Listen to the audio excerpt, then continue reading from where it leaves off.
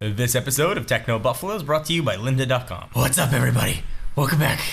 Just kidding, I can talk again, like a normal human being. No Batman mask to be found here this week. Welcome back to another episode of Ask the Buffalo. I'm your host, John Rettinger, and I finally have my voice back. Thank you guys for dealing with my Batman episode last week. I could barely speak. Filming that video was really the only thing I said for the entire day. I was trying to save my voice just so I could film that. But we had some fun with it, so thank you guys for humoring me. Up this week on Ask the Buffalo, we are going to talk about BlackBerry Messenger on other platforms, some Google I/O musings. I'm just back from the show. Some Chromebook value, whether or not it's a good value or not. We're going to talk some driverless cars. This is Ask the Buffalo. Let's get asking.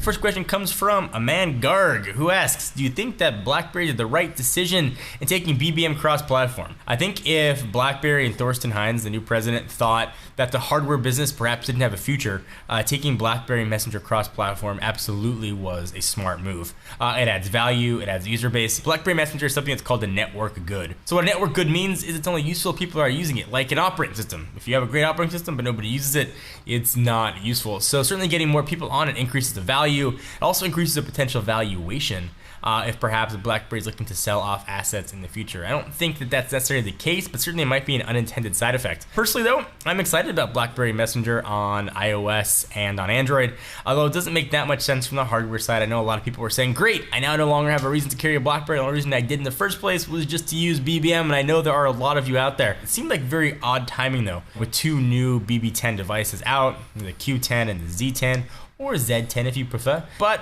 I think it's going to be very interesting to see, and I personally am excited. So let's talk a little bit about I/Os. One comes from our friend Josh, who asks, hey John, what impressed you from Google I/O this year? Did anything catch you off guard, or was everything expected? First of all, nothing was really expected. My expectations for Google I/O weren't even close.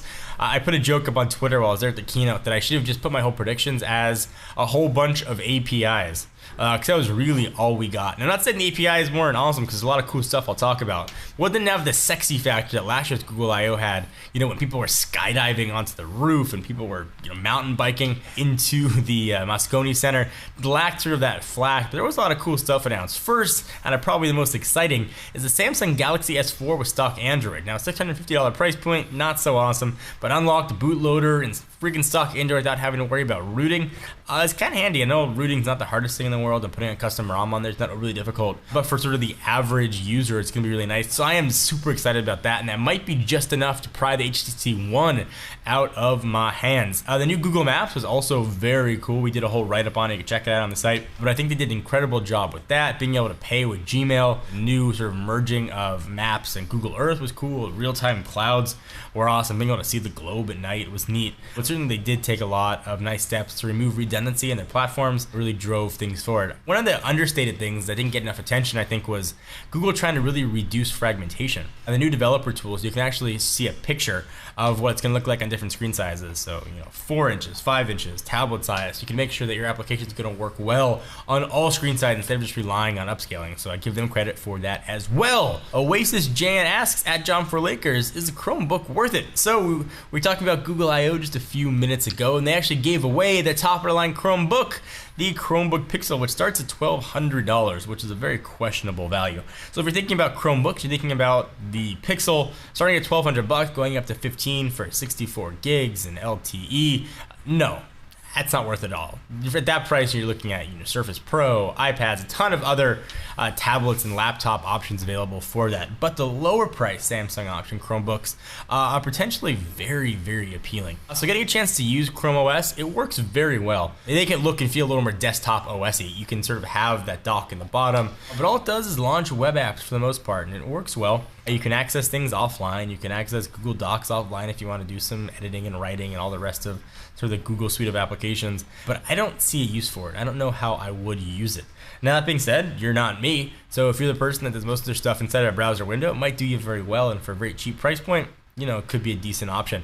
There are lower priced chrome boxes too, and maybe on the used market you can get something for even $100, in which case it might work out well for you. Anyway, hope that helped answer your question. This one comes from Jakey Liss F1. At John 4 Lakers, do you think driverless cars are the future and will one day become more popular than non-driverless cars? Hashtag Ask the Bee. So you guys know me, I have a crush on Tesla. Willing to admit it publicly. So Tesla CEO Elon Musk was talking about driverless cars. The rumors that he was meeting with Sergey Brin from Google, and Google is coincidentally an investor in Tesla. The speculation was Tesla's looking to get into driverless cars. But Elon Musk, I thought, said it very well. We don't want to do driverless cars. We want to do cars that can offer autopilot. That's a much better connotation than driverless cars.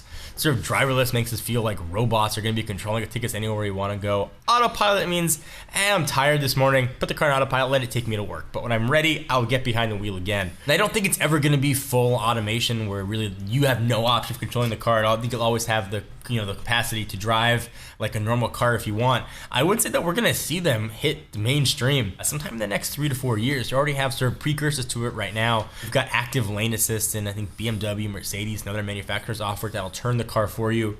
Things like adaptive cruise control that'll keep the distance in front of you and the other car and speed up or slow down depending on what you need. Volvo's got cars that can detect pedestrians and stop for you. There's all kinds of autonomous technology already out there. It's a matter of putting it all together. Certainly Google leads to be the ones that are leading that charge. So whether you like it or not, driverless cars are coming and coming very soon.